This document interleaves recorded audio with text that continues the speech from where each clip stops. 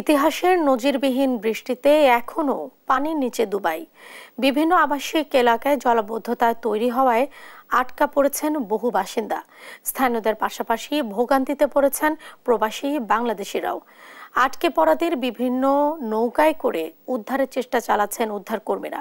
এদিকে রানওয়ে পানিতে ডুবে থাকায় এখনো স্বাভাবিক হয়নি দুবাই আন্তর্জাতিক বিমানবন্দরের কার্যক্রম। ফলে চরম ভোগান্তিতে পড়েছেন হাজার হাজার যাত্রী। বিস্তারিত অন্যয় কর্মকারের ডেস্ক রিপোর্টে। মরুর বুকে বন্যা, চারিদিকে অথই পানি। জীবনে এমন পরিস্থিতির মুখোমুখি হতে হবে তা হয়তো স্বপ্নেও ভাবেননি দুবাইবাসী। ৮ দশকের ইতিহাসে নজিরবিহীন বৃষ্টির ৩ দিন পেরিয়ে গেলেও এখনো পানির নিচে দুবাইয়ের বেশিরভাগ এলাকা।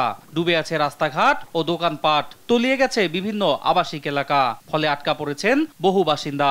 স্থানীয়দের পাশাপাশি চরম ভোগান্তিতে পড়েছেন প্রবাসী বাংলাদেশিরাও। বহুত মানুষের ক্ষতিগ্রস্ত হয়েছে, গাড়ির পানির তলে ডুবে আছে, এমনকি আমার গাড়ির পানিতে ডুবে আছে।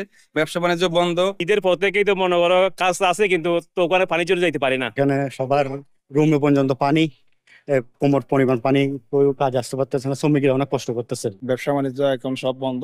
এখন ব্যবসা বাণিজ্য যদি না চলে, আমরা ফ্যামিলি কি করে চলবে, আর আমরা বা কিভাবে চলবো? রুমের মধ্যে থাকার কোনো পরিবেশ নেই। আমার বেড পর্যন্ত, বেডের উপরে এক হাত উপরে আমার পানি।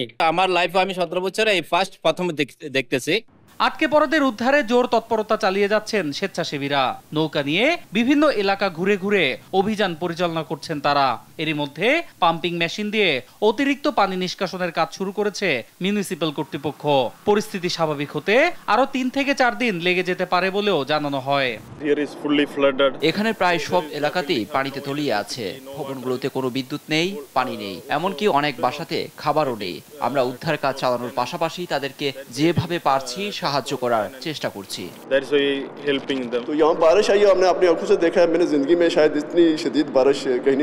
এখানে রেকর্ড পরিমাণ বৃষ্টিপাত হয়েছে। জীবনে এই প্রথম এত বৃষ্টি দেখলাম।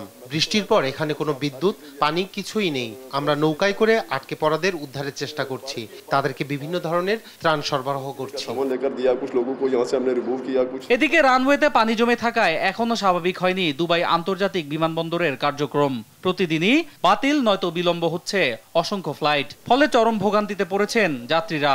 পরিস্থিতি স্বাভাবিক হতে আরো কিছুটা সময় লাগবে বলে জানিয়েছে বিমানবন্দর কর্তৃপক্ষ। অন্যয় কর্মকার, নিউজ ডেস্ক, দেশ টিভি।